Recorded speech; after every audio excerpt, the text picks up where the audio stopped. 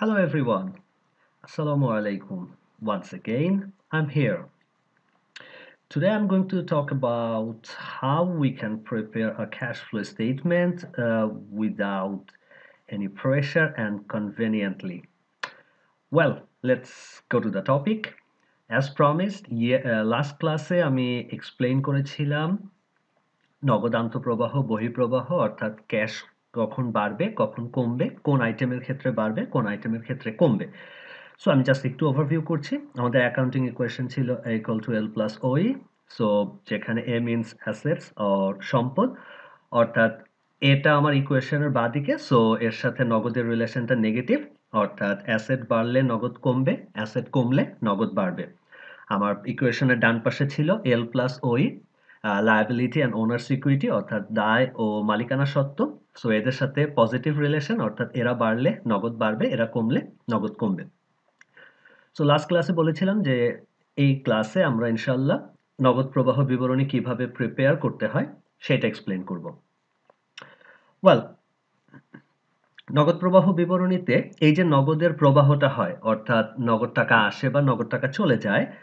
এই ইনফ্লোজ অর আউটফ্লোজ এইটা মানে এই প্রবাহটা হয় আমাদের তিনটা অ্যাক্টিভিটিস থেকে বা তিন ধরনের কার্যাবলী থেকে যার মধ্যে আমাদের প্রথম কার্যাবলীটা হলো এক নম্বর কার্যাবলী পরিচালন কার্যাবলী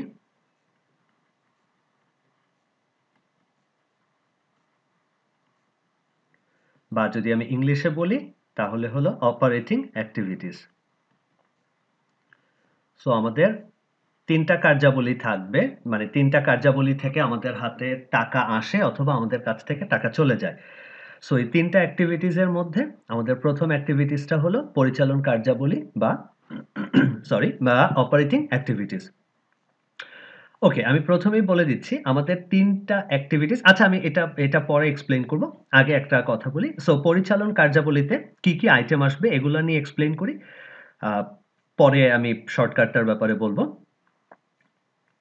সো প্রথমেই মনে রাখবা সবাই যে এই পরিচালন কার্যাবলী বা অপারেটিং অ্যাক্টিভিটিসে আমাদের আইটেম আসবে মোট 5টা যার মধ্যে প্রথম আইটেমটা হলো নিট লাভ বা নিট মুনাফা বা ইংলিশে বললে হলো নেট প্রফিট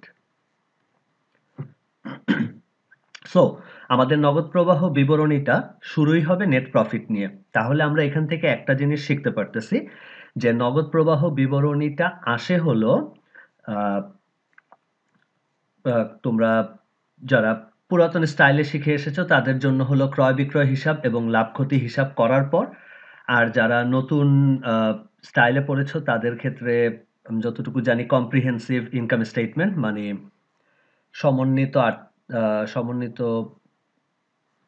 লাভ ক্ষতি বিবরণী আই গেস সো এটা হলো মানে যেখানে আমরা যে স্টেটমেন্ট থেকে আমরা আসলে আমাদের নেট প্রফিট কত হয় সেটা ক্যালকুলেট করি সো এইটা ক্যালকুলেট করার পর থেকে আমাদের নগদ প্রবাহ বিবরণী শুরু হবে আমি আরেকটু এখানে অ্যাড করি অনেক সময় কোয়েশ্চেনটা আসতে পারে যে নগদ প্রবাহ বিবরণী কখন প্রস্তুত করা হয় অলওয়েজ মাথায় রাখবা নগদ প্রবাহ বিবরণী প্রস্তুত করা হয় হলো আমাদের income statement and balance sheet prepare করার পর অর্থাৎ প্রতিষ্ঠানের ইনকাম স্টেটমেন্ট প্রিপেয়ার্ড হবে ব্যালেন্স শিট প্রিপেয়ার্ড হবে দেন আমরা আসবো হলো ক্যাশ ফ্লো স্টেটমেন্টে অর্থাৎ কত টাকা নগদ আসে বা কত টাকা নগদ চলে যায় আচ্ছা এখানে একটু ছোট্ট কথা বলার দরকার আছে তাহলে আইডিয়াটা একটু ক্লিয়ার হবে যে অ্যাকাউন্টিং এর সাথে ফাইন্যান্সের কনসেপ্টগত এখানে একটা ছোট্ট ডিফারেন্স আছে অ্যাকাউন্টিং অলওয়েজ প্রেফার করে হলো নিট লাভ বা নেট প্রফিট এই অ্যামাউন্টের উপরে রিলাই করে অ্যাকাউন্টিং ডিসিশন নেয় বাট ফাইন্যান্সের কথা হলো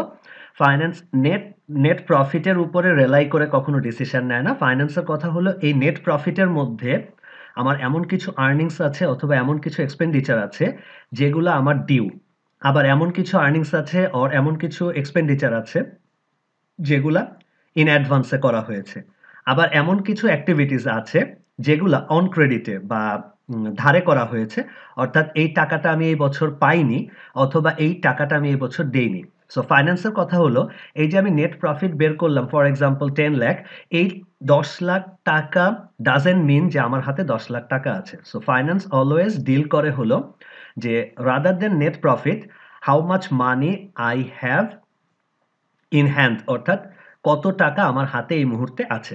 সো এই জন্য নগদ প্রবাহ বিবরণীটা করার আগে income statement and balance sheet prepare করা হয়, তারপরে আমরা নগদ প্রবাহ বিবরণীতে আসি। সো আলোচনায় চলে যাচ্ছি। আমাদের ৩টা কার্যাবলী ছিল, যার মধ্যে প্রথম হলো পরিচালন কার্যাবলী বা অপারেটিং অ্যাক্টিভিটিস। এটার প্রথম আইটেমটা হলো নেট প্রফিট। আচ্ছা, জাস্ট কমন সেন্স থেকে চিন্তা করো, নেট প্রফিট মানে কি? প্রতিষ্ঠানের আয় ব্যয়ের থেকে বেশি হবে। সুতরাং যদি আমার নেট প্রফিট হয়, এটা অলওয়েজ প্লাস হবে। কারণ কি? কারণ নেট প্রফিট কখন হচ্ছে? যখন আমার আয়টা ব্যয়ের থেকে বেশি হয়। সো আয় যখন হয়, তার মানে এক্সেস টাকাটা আমার কাছে আছে। সো নেট লাভ বা নেট প্রফিট অলওয়েজ প্লাস হয়। সো আমি যদি জাস্ট বলি যে হোয়াট অ্যাবাউট লসেস, তাহলে এটার অপোজিট। প্রফিট হইলে যদি প্লাস হয়, তাহলে লস হইলে বা ক্ষতি হইলে এটা মাইনাস হবে। দেন আমার এখানে আরেকটা আইটেম আসবে, যেটাকে আমরা বলি হলো অবচয়। আচ্ছা, জাস্ট ফর ইওর কনভেনিয়েন্স, এটা জাস্ট শর্টকাট এভাবে মনে রাখো, অবচয় অলওয়েজ যোগ হবে। আমি এক্সপ্লেন করছি কেন যোগ হবে। ওকে, অবচয়ের ব্যাপারটা একটু চিন্তা করো। অবচয় মানে কি? আমি একটা ফিক্সড অ্যাসেটস ইউজ করতেছি, এটা ইউজ করার ফলে, এই যে আমি ক্রমাগত ইউজ করতেছি, এটার ফলে এই ফিক্সড অ্যাসেটটার ভ্যালুটা যে পরিমাণ কমে যায় বা যে পরিমাণ ক্ষয়প্রাপ্ত হয়, এই অ্যামাউন্টটাকে আসলে বলা হয় অবচয়। ফর এক্সাম্পল, আমি জাস্ট এখানে ছোট্ট একটা এক্সাম্পল বলি। আমি একটা অ্যাসেট কিনেছি ৫০০ টাকা দিয়ে, এবং আমি বললাম অ্যাসেটটা আমার ৫ বছর প্রতিষ্ঠানে থাকবে।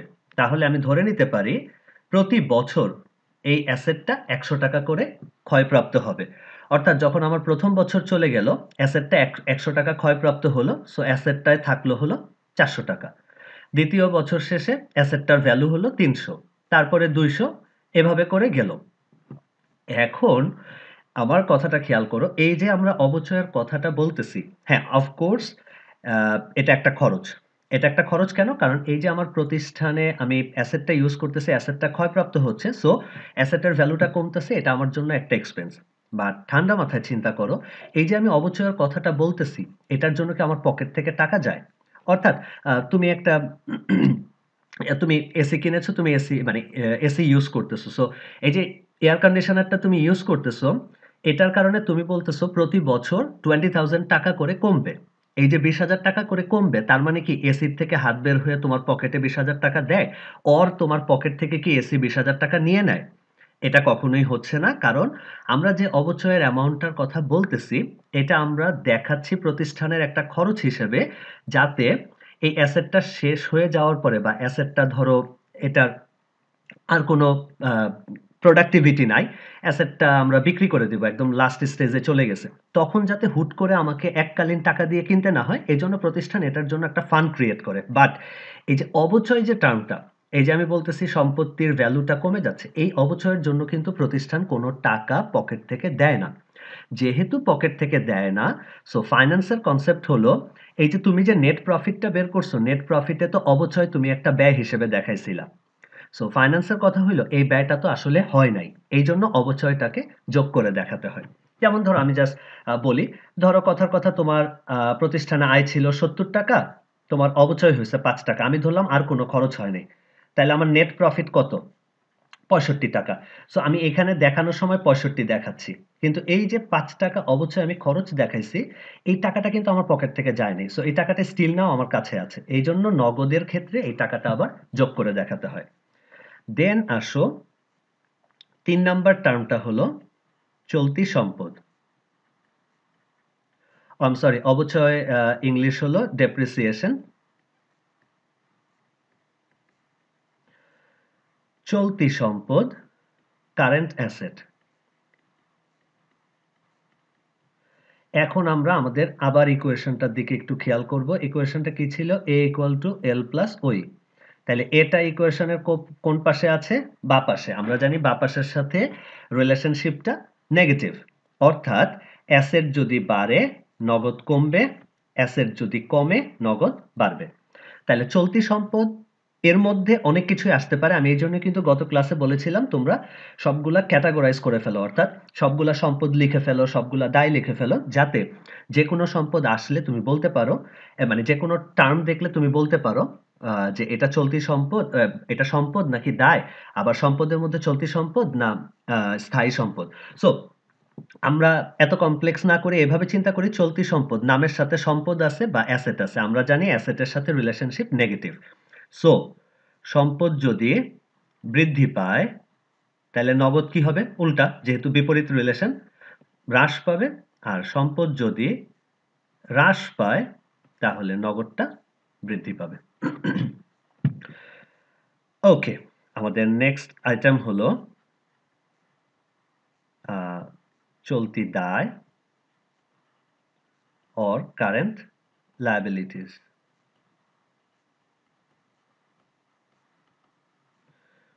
এটাও আমরা সেম জিনিস, বৃদ্ধি হ্রাস। এখন লায়াবিলিটি আমাদের ইকুয়েশনের কোন পাশে আছে? ডান পাশে। ডান পাশে মানে এটার সাথে সম্পর্কটা পজিটিভ। সো পজিটিভ মানে একই দিকে যাবে, অর্থাৎ এরা বাড়লে নগদ বাড়বে প্লাস এরা কমলে নগদ কমবে মাইনাস। আমরা কয়টা আইটেম দেখালাম? ১ নাম্বার, ২ নাম্বার, ৩ নাম্বার, ৪ নাম্বার। এই পরিচালনের মধ্যে আমাদের আইটেম আসবে টোটাল ৫ টা। এই পরিচালন কার্যাবলী বা অপারেটিং অ্যাক্টিভিটিস এর মধ্যে আমার আইটেম আসবে টোটাল ৫ টা। আমি ৪ টা লিখেছি। এখন আমি ৫ নাম্বারটা লিখব। ৫ নাম্বারটা হলো আ ওকে, ৫ নাম্বারটা এখানে জায়গা হবে না। সো আমি আ ৫ নাম্বারটা আলাদা করে এখানে লিখতেছি। I hope তোমরা মানে আমি তোমাদের টেনশন করার কিছু নেই। আমি ভিডিওর সাথে উম আ একটা ডকুমেন্টের লিংক দিয়ে দিব ড্রাইভে। ওইখানে গেলে তোমরা ওই আ নগদ প্রবাহ বিবরণীর ইটা পাবা, একটা স্যাম্পল পাবা। অর্থাৎ বাংলা ভার্শনের জন্য, আবার ইংলিশ ভার্শনের জন্য ইংলিশে দেয়া থাকবে। সো আই থিংক এখানে তোমরা বুঝে নাও। দেন ওই স্টেটমেন্টটা দেখলেই তুমি জাস্ট ভিডিওর সাথে কম্পেয়ার করলেই কনসেপ্টগুলা ক্লিয়ার হয়ে যাবে। কারণ ৫ নাম্বারটা আমার একটু আলোচনা করতে হবে। ওকে, আমাদের পঞ্চম আইটেমটা হলো সম্পত্তি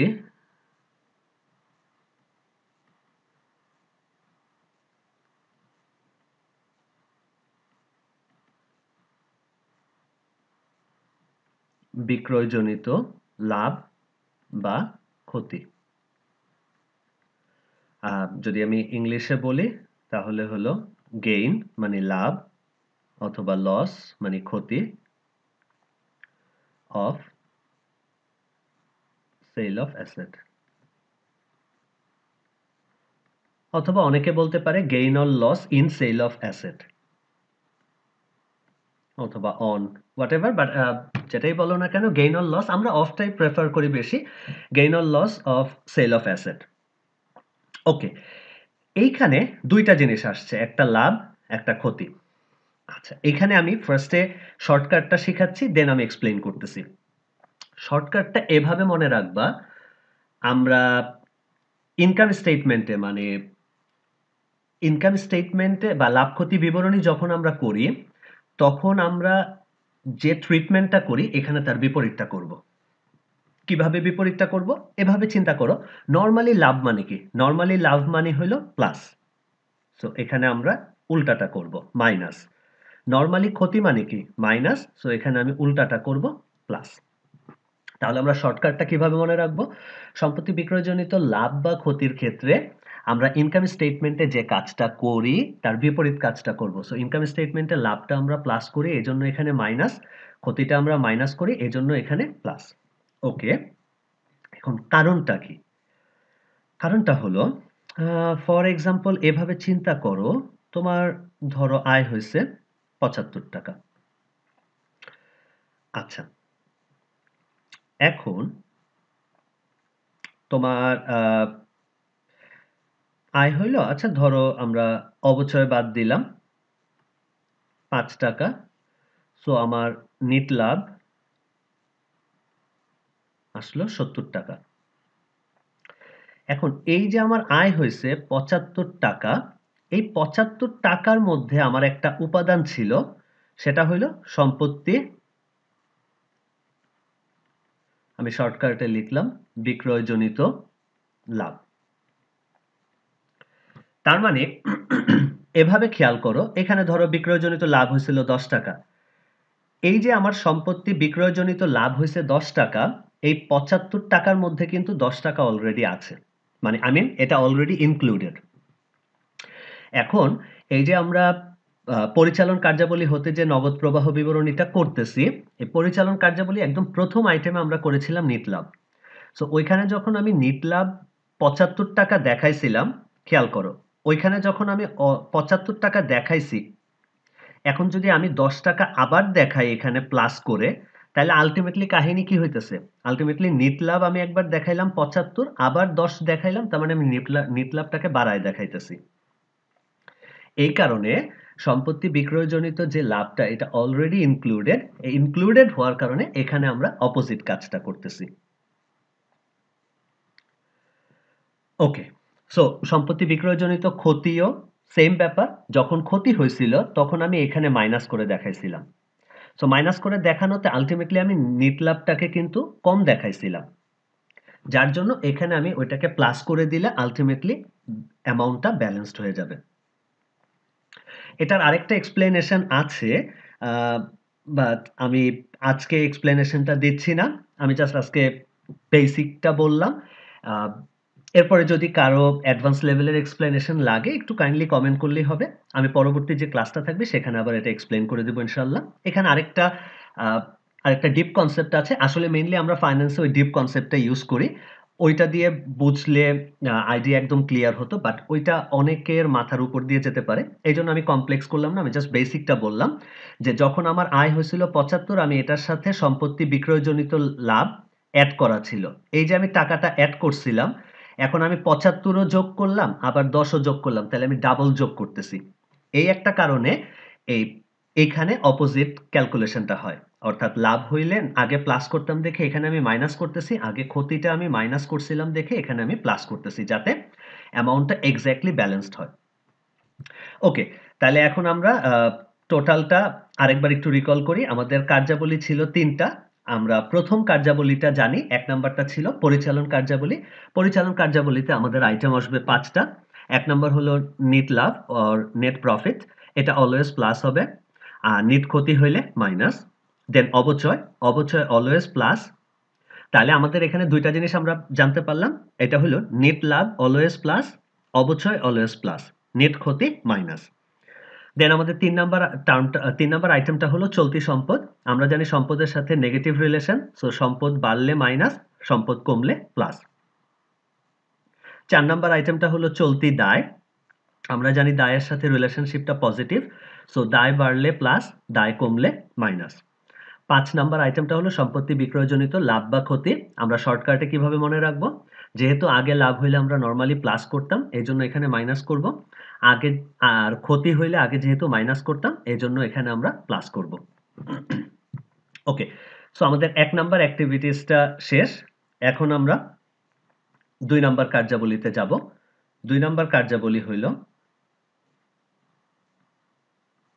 বিনিয়োগ কার্যাবলী, বা ইংলিশে বললে ইনভেস্টিং অ্যাক্টিভিটিস। আচ্ছা, একটু রিকল করো, আমরা প্রথম কার্যাবলীটা কি ছিল? আমি এখানে লিখে দিচ্ছি। 1 নাম্বারটা ছিল পরিচালন বা অপারেটিং। এবং পরিচালনে আমরা আইটেম কয়টা আসবে? পরিচালনে আমাদের আইটেম থাকবে 5টা। এখন আমরা বিনিয়োগে আসতেছি। বিনিয়োগে ভেরি সিম্পল, বিনিয়োগে আইটেম আসবে 2টা। 1 নাম্বার হলো যাবতীয়, আচ্ছা আমি আগে লিখি, যাবতীয় স্থায়ী সম্পদ,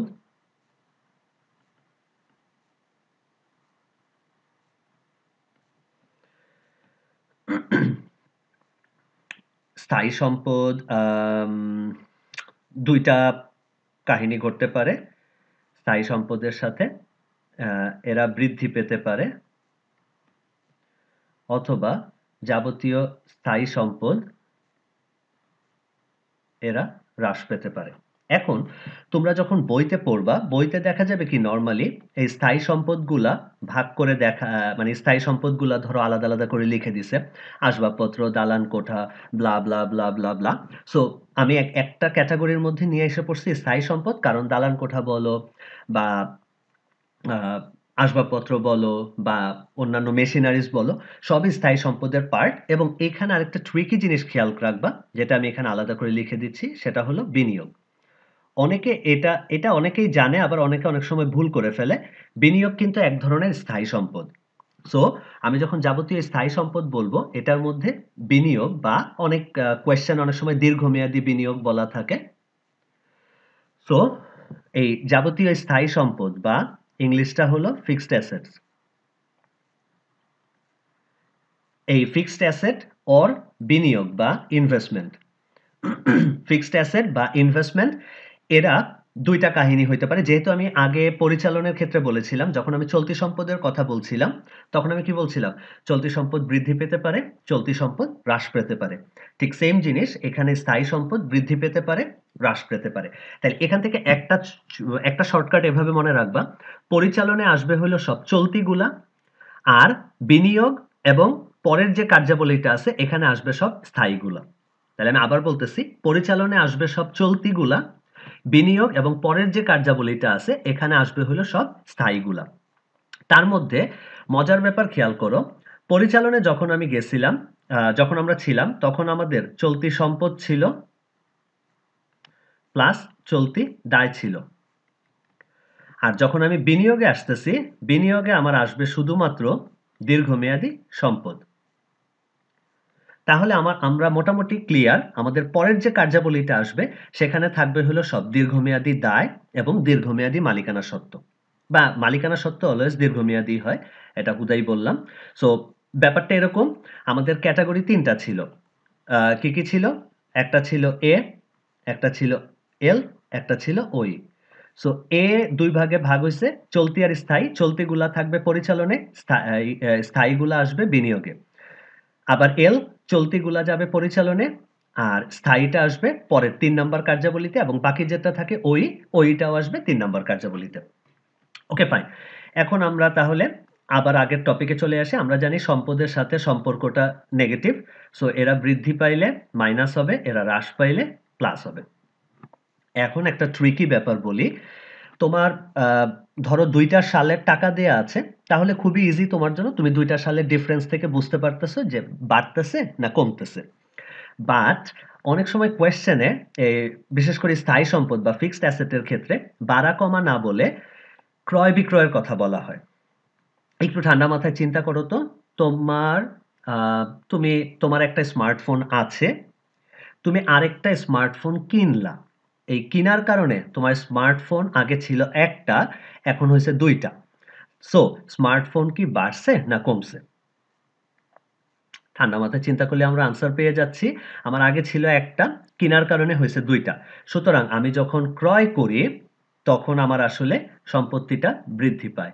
সো বৃদ্ধির আরেকটা নাম হইল ক্রয়, হ্রাসের আরেকটা নাম হইল বিক্রয়। অর্থাৎ আমি যখন সম্পত্তি বিক্রয় করব তখন আমার সম্পত্তি হ্রাস পাবে, যখন আমি সম্পত্তি ক্রয় করব তখন আমার সম্পত্তি বৃদ্ধি পাবে। সো তুমি বৃদ্ধি হ্রাস দিয়েও মনে রাখতে পারো, আবার ক্রয় বিক্রয় দিয়েও মনে রাখতে পারো। তবে ক্রয় বিক্রয় মনে রাখাটা মাচ ইজিয়ার, বিকজ আমরা কমন সেন্সেই বুঝি। ক্রয় করা মানে হলো আমি কিনলাম, সো আমার পকেট থেকে টাকা চলে যাবে। এই জন্য ক্রয় মানে হলো মাইনাস, বিক্রি মানে হলো প্লাস। ওকে, এবার আমরা ৩ নাম্বারে আসব, আমাদের লাস্ট কার্যাবলী। ৩ নাম্বার কার্যাবলীটা হইল অর্থায়ন কার্যাবলী, বা আমরা যদি ইংলিশে বলি তাহলে হলো ফাইন্যান্সিং। তাহলে এখন তাহলে এখন আবার একটু রিভিউ করো। পরিচালনে আসবে হইলো সব চলতিগুলা, চলতি সম্পদ, চলতি দায়। বিনিয়োগে আসবে কি? বিনিয়োগে আসবে শুধুমাত্র দীর্ঘমেয়াদী সম্পদ। সো অর্থায়নে আসবে কি? দীর্ঘমেয়াদী দায় এবং হইলো মালিকানা সত্ত্ব। তাহলে আমরা এখানে দেখি, এখানে আমাদের আইটেম আসবে ৩ টা, যার মধ্যে ফার্স্টের আইটেমটা থাকবে লভ্যাংশ প্রদান। আচ্ছা দেখো, একদম কমন সেন্স থেকে বলো, ধরো তুমি কিচ্ছু জানো না, লভ্যাংশ প্রদান, প্রদান মানে কি? আসে না যায়? প্রদান মানে কাউকে দেয়া। সো আমরা যখন দিচ্ছি তার মানে আমার টাকা চলে যাচ্ছে। সো লভ্যাংশ সারা জীবন মাইনাস। তাহলে আমি আবার একটু প্রথম থেকে রিভিউ করি। পরিচালনায় আমরা ২ টা জিনিস শিখছিলাম। নিট লাভ সারা জীবন প্লাস, অবচয় সারা জীবন প্লাস।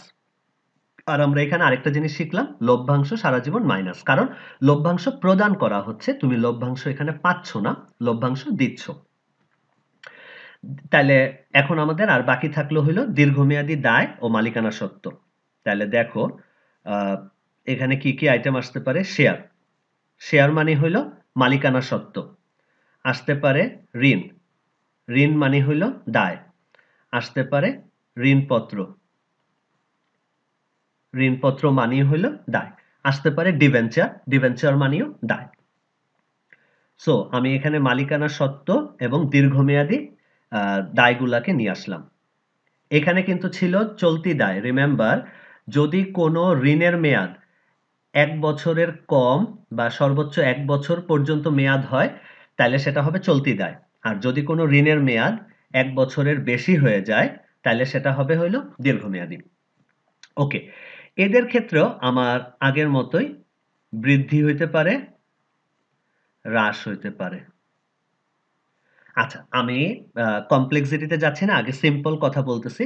শেয়ার এটা মালিকানা সত্ত্ব, ঋণ এটা হলো দায়। সো দায়, মালিকানা সত্ত্ব, তার মানে ২ টাই আমার ইকুয়েশনের ডান পাশে থাকতেছে। যেহেতু ডান পাশে, আমরা জানি ডান পাশের সাথে আমাদের সম্পর্কটা পজিটিভ। সুতরাং এরা বৃদ্ধি পাইলে হবে হইল প্লাস, এরা হ্রাস পাইলে হবে হইল minus. Very simple. Very simple, কোনো কমপ্লেক্সিটিতে যাওয়া লাগবে না। এরা বাড়লে প্লাস, কমলে মাইনাস। বাট এটার মতোই একটা প্রবলেম। এখানে সবসময় যে আমার বাড়া কমাটা কোয়েশ্চেনে সরাসরি বলা থাকে তা না। এখানে বাড়া কমাটা একটু ডিফারেন্ট ভাবে হয়। ডিফারেন্ট ভাবে হয় কেন? কারণ তুমি চিন্তা করো, তুমি তোমার প্রতিষ্ঠানের টাকা দরকার। আমি চ্যাপ্টার 2 তে একটু যদি খেয়াল করো, আমার আগের ক্লাসগুলো যদি করে থাকো, চ্যাপ্টার 2 তে আমি বলেছিলাম যে প্রতিষ্ঠানের অর্থ দরকার হবে। এই অর্থের জন্য প্রতিষ্ঠান কি করে?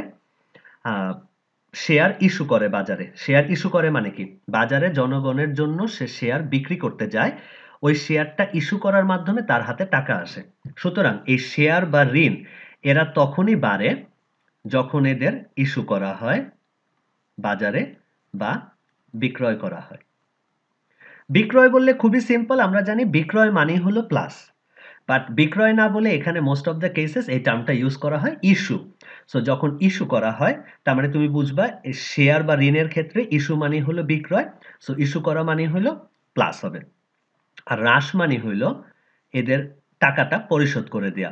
অর্থাৎ তুমি এক সময় ঋণ নিছিলা, তখন টাকা আসছিল, এখন তুমি ঋণটা পরিশোধ করে দিলা, সো তোমার টাকাটা পকেট থেকে চলে গেল। আচ্ছা, আমি ইংলিশটা বলি নাই, ইচ্ছা করেই বলি নাই, যে আমি একবারে টার্মগুলো বলে দিচ্ছি। লভ্যাংশ মানে হইল ডিভিডেন্ড। সো ডিভিডেন্ড পেইড বলতে পারি আমি। ডিভিডেন্ড পেইড মানে হলো লভ্যাংশ প্রদান অথবা payment of dividend, whatever. Dividend normally pay করতে হয় প্রতিষ্ঠানকে, so dividend always minus. Share, ঋণ এটা হলো ইস্যু, সো আমরা এভাবে বলতে পারি issuance of share or debt. Debt হইতে পারে, তোমার লোন বলা থাকতে পারে, তোমার ডিভেঞ্চার বলা থাকতে পারে। সো একই কথা। আর পরিশোধ ইংলিশ হইল repayment. So repayment of share or debt. Okay, so এখন আমরা ফাইনালি রিভিউ করব। আমি রেড কালারের পেনটা ইউজ করতেছি জাস্ট আই মিন কালারের ডিফারেন্সিয়েট করার জন্য। আমাদের পরিচালন কার্যাবলীতে আইটেম ছিল 5টা। কি কি?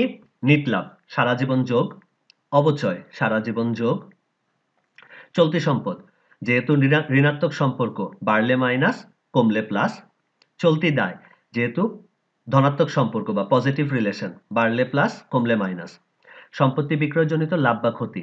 কি শিখাইছিলাম? আগে যা হইতো তার বিপরীত, আগে লাভ হইলে প্লাস হইতো, সো এখানে মাইনাস। আগে ক্ষতি হইলে মাইনাস হইতো, সো এখানে প্লাস। বিনিয়োগে আমার আইটেম আসবে 2টা। কি কি? স্থায়ী সম্পদ বা বিনিয়োগ। এরা বাড়লে বা ক্রয় করলে মাইনাস, যেহেতু সম্পদের সাথে সম্পর্কটা ঋণাত্মক, আর কমলে বা বিক্রি করলে প্লাস। অর্থায়নে আমার আইটেম আসবে ৩ টা। কি, কি? ডিভিডেন্ড বা লভ্যাংশ, এটা সারা জীবন মাইনাস, কারণ এটা প্রদান করা হয়। আচ্ছা, এখানে তোমাদের অনেকের কোয়েশ্চেন থাকতে পারে, তাহলে কি স্যার ডিভিডেন্ড পায় না? হ্যাঁ, ফাইন, ডিভিডেন্ড পায়। আবার একটা কোয়েশ্চেন থাকতে পারে, স্যার শেয়ার বা ঋণপত্র আমরা তো খালি ইস্যুর কথা বলতেছি। কেন আমার প্রতিষ্ঠান কি শেয়ার বা ঋণপত্র কিনতে পারে না? হ্যাঁ, কিনতে পারে। ওই জিনিসগুলা একটু অ্যাডভান্স লেভেলের। অনেকে মনে করতে পারো এটা তো অ্যাডভান্সের কিছু না। বাট আমি মনে করি আমি আ একদম রুট লেভেলের স্টুডেন্টকে টার্গেট করে লেকচারগুলো ডেলিভার করি। সো আমার কথা হইলো, দরকার হলে আমরা একটা লেকচার পরে আলোচনা করি। বাট একবারে এত লোড নেয়ার দরকার নাই। সো ডিভিডেন্ড পাইলে কি হবে? শেয়ার বা ঋণপত্র ইস্যু না করে ক্রয় করলে কি হবে? এই জিনিসগুলো আমি আস্তে, আস্তে এক্সপ্লেইন করব। সো এখানে শেয়ার বা ঋণ বা ডিবেঞ্চার হোয়াটএভার, এদের যদি ইস্যু করা হয় বা এরা বৃদ্ধি পায়, এদের সাথে যেহেতু পজিটিভ রিলেশন, এরা বাড়লে বা ইস্যু হইলে প্লাস, এরা কমলে বা পরিশোধ করলে মাইনাস। সো আমাদের টোটাল আইটেম আসে কয়টা? 5 plus 2 plus 3। So all together আমাদের নগদ প্রবাহ বিবরণীতে একদম বেসিক আইটেম হলো 10 টা। সো পরিচালনে 5 টা, বিনিয়োগে ২ টা, অর্থায়নে ৩ টা। পরিচালনের ৫ টা, এর মধ্যে একটা জিনিস মাথায় রাখবা, এখানে হলো যাবতীয় চলতি থাকবে, চলতি সম্পদ, চলতি দায়। বিনিয়োগে যাবতীয় দীর্ঘমেয়াদী বা স্থায়ী সম্পদ থাকবে। অর্থায়নে যাবতীয় দীর্ঘমেয়াদী দায় এবং মালিকানা সত্ত্ব থাকবে। So I think that's it for today. তারপরেও তোমাদের জাস্ট আই মিন কনফিউশন এড়ানোর জন্য আমি জাস্ট দেখায় দিচ্ছি। এই যে আমার স্টেটমেন্টটা, এখানে ইন ডিটেইলে লেখা আছে যে কোন কার্যক্রমে কোনটা বৃদ্ধি পেলে প্লাস, কোনটা হ্রাস পেলে মাইনাস, বা ব্লা ব্লা ব্লা, কোন কোন আইটেমগুলো আসবে। এটা বাংলা ভার্সনের জন্য, নিচে ইংলিশ ভার্সনের জন্য দেয়া আছে। আই এম সো সরি, আমি পিডিএফটা আপলোড করে দিব। তোমরা জাস্ট কাইন্ডলি, যার লাগবে সে ওখান থেকে একটু ডাউনলোড করলে এখানে পড়ে নিতে পারবা। সো আই থিংক এতটুকু আজকের জন্যই থাকুক। এরপরে আমরা আবার সময় পেলে আবার এক্সপ্লেইন করব ইনশাল্লাহ আরো আইটেমগুলা, অর কিভাবে প্রিপেয়ার করতে হয় এগুলা নিয়ে। সো কারো যদি কোনো কোয়েশ্চেন, কনফিউশন থাকে, you are most welcome to comment, এবং আমাকে জানালে আমি জানতে পারবো। সো আমি পরবর্তী ক্লাসে এটা নিয়ে আবার আলোচনা করতে পারবো ইনশাল্লাহ। টিল দেন সবাই ভালো থাকো, সুস্থ থাকো। আল্লাহ হাফেজ। আসসালামু আলাইকুম।